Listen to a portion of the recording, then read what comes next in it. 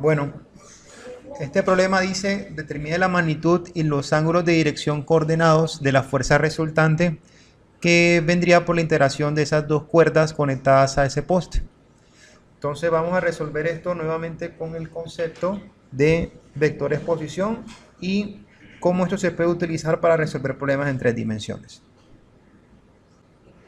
Para ello vamos primeramente a definir hacia dónde va cada una de las guayas, considerando que hay unos puntos de referencia en cada uno de los casos. Entonces miremos que por lo menos en la 1 dice que va de C hacia el punto A, dado que la cola del vector fuerza de 100 libras estaba ubicado preliminarmente en el punto C y se dirige a lo largo de la línea A. Entonces este sería el vector que va de C hacia A. Este vector no es más que tener en cuenta que los planos, o más bien las direcciones positivas X, Y y Z son las que se encuentran marcadas en la figura X, Y, Z positivo. Aquellas direcciones o sentidos que no vayan coincidentes con este marco van a ser considerados negativos.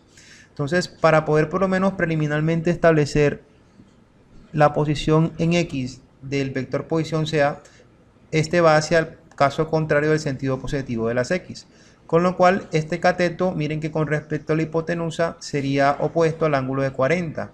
Es decir, que aquí tendríamos un signo negativo, serían los 3 pies de hipotenusa multiplicados por el seno de los 40 grados que se aprecian ahí. De igual manera, en el caso de la Y, sería toda esta referencia que va en esta región, como este cateto resultante de la posición en Y para llegar de C hacia A, sería el cateto adyacente al ángulo de 40. Voy a quitar ya esta referencia aquí. Entonces sería no más que multiplicar, aquí en este caso coincide con el sentido positivo de la Y, a 3 pies por el coseno de 40. Inmediatamente hay que tener en cuenta, esto se me había pasado, que hay que afectar esto por los vectores unitarios correspondientes, tanto en Y como en J. Entonces aquí tendríamos el signo más presente. Por último tendríamos aquí el caso de Z, que si se dan cuenta hay que bajar. Esta distancia en bajada sería la altura del poste, que son 4 pies. Entonces serían menos 4 pies, todo en K, orientado como vector unitario en Z. Entonces esto sería la referencia preliminar para el vector posición, por donde va dirigida la línea de acción de la fuerza 1. Sacando precisamente la magnitud de este vector posición, sería elevar todo esto al cuadrado y luego sus sumas, sacar la raíz cuadrada. Este resultado simplemente viene producto de alguna referencia asociada precisamente al uso de las coordenadas rectangulares en 3D, donde nuevamente tendríamos que utilizar todas estas referencias anteriores con sus respectivos signos y elevar al cuadrado, y en cada caso particular sumarlos y por último elevar nuevamente su raíz cuadrada. Esta respuesta de la magnitud del vector RCA es igual a 5 pies. Bien, dejemos eso por un minuto y vamos a dirigirnos a la fuerza 2, que iría por la línea de acción precisamente orientada y coincidente con el vector posición del punto C al punto B. Entonces esto lo voy a resaltar aquí con verde como el vector CB. En este caso es un poco más sencillo porque miren que en X me habría que desplazar a lo largo de la zona positiva una distancia de 4 pies. ¿Ok? En el caso de la parte negativa sería desplazarme todo esto que tiene una distancia final de 7. Cabe aclarar nuevamente que hay que tener en cuenta los vectores unitarios. Y en Z nuevamente me desplazaría para llegar de C a B en la vertical solo 4 negativos. Vamos a resaltar esto con rojo. Y bueno, sacando nuevamente la raíz cuadrada de la suma de todo eso también elevado al cuadrado, resultaría en lo siguiente. RCB, entonces con su magnitud sería igual a hacer todas estas operaciones a 9. Esto es 9 pies, ¿no? Listo, entonces tendríamos la asociación de las normas de cada uno de esos vectores posición. Pasamos ahora a definir los vectores unitarios de cada caso, que no es más que en el caso del vector, bueno, vamos a colocarlo ya como vector unitario de CA, es dividir el vector posición CA sobre su norma. Entonces esto sería básicamente tomar el vector anterior, que simplemente es menos 3 pies por el seno de 40 en i dividido entre la norma, que aquí nos dio 5 pies. Lo mismo ocurriría para acá, solamente, bueno, para j, solamente que aquí sería más 3, es el que se ve aquí.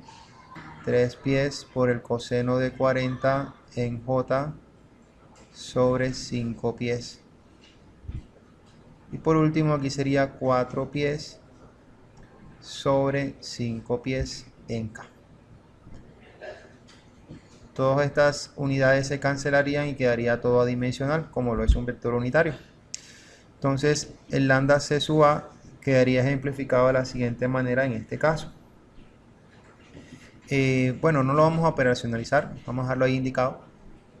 Y pasemos enseguida al lambda cb, donde nuevamente lo voy a dejar indicado. Y sería rápidamente tomando esta referencia de aquí y este número todo dividido, dado que, bueno, voy a escribir el concepto, no es más que dividir el vector unitario cb sobre su norma. ¿Ok? Entonces esto es no más que 4 pies en i entre 9, según lo que se ve acá, menos 7 pies en j sobre 9, menos 4 pies en k sobre 9. ¿Ok?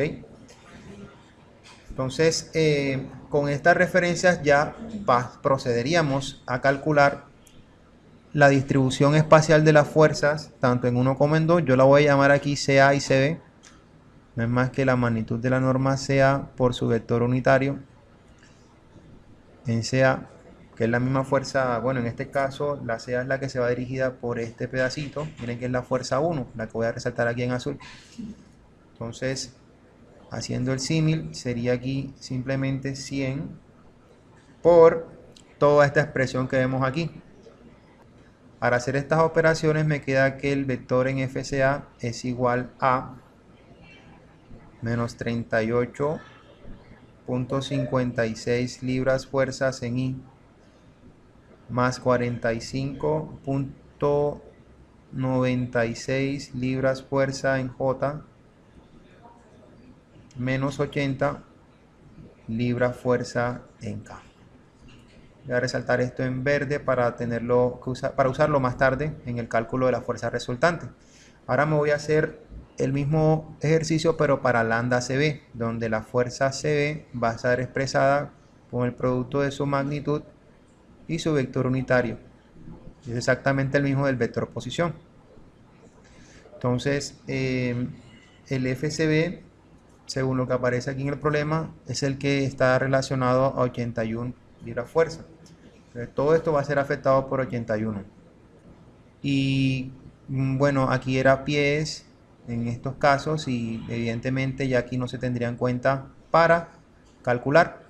Entonces quedaría 4 en i por 9 aquí, menos 7 sobre 9 en j, menos 4 sobre 9 en k.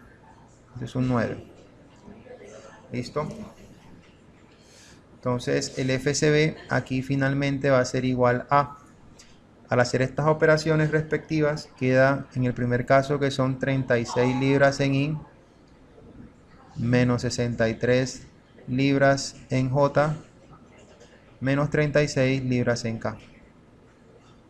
Y nuevamente lo voy a resaltar en verde, para tener esa referencia ahí. Ahora lo que hago es el concepto de digamos que de fuerza resultante, que no es más que la sumatoria de las componentes en X para el vector unitario en Y, junto con las sumatoria de fuerzas resultantes en Y para el vector unitario J, y lo mismo sucede para el vector que están dirigidos o coincidentes con el vector unitario K y que son los asociados a Z.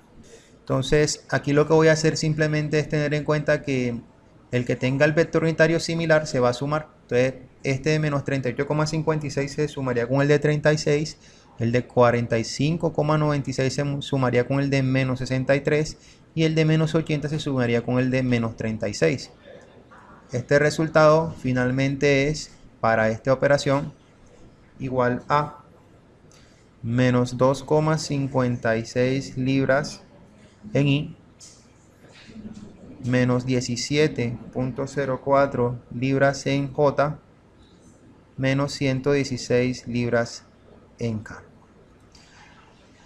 Igualmente, al sacar la norma de este vector, no es más que elevar cada uno de estos componentes al cuadrado, y sería una suma de este componente al cuadrado y nuevamente este componente al cuadrado, y evidentemente todo elevarlo a la raíz cuadrada. Este resultado que me ofrece el cálculo de la norma de este vector resultante es cerca de 117.27 libras fuerza. Por último, para calcular el asunto que tiene que ver con los ángulos de dirección coordenadas, sabiendo que alfa tributa para x, no es más que el arcoseno del componente rectangular en x con su respectiva dirección, o bueno, sentido, en este caso lo indica el signo negativo, sobre la norma. Esto por los detalles conceptuales que tienen que ver con esta teoría. Igualmente ocurre para el beta que tributa al y, al eje y. Entonces sería el arcoseno del caso del componente rectangular del eje y, de este vector resultante en fuerza, dividido sobre su norma, que son 117.27 según el cálculo anterior. Y gamma, que tributaría para z, donde es nuevamente el arcoseno. Recuerden que es el concepto de cosenos directores el que aplica. Entonces serían menos 116 libras sobre 117.27 libras. Se cancelan las libras en cada caso, dado que son ángulos los que vamos a definir. Y alfa aquí finalmente es igual a 91.25 grados. El caso de beta es igual a 98.35 grados. Y gamma es igual a 171.56 grados. De esta manera definimos entonces el resultado relacionado al cálculo de una fuerza resultante de dos componentes, o bueno, dos fuerzas individuales que están divididas en el espacio y que deben ser asociadas directamente a los conceptos de vector exposición para resolver este inconveniente. No olvides suscribirte y darle like.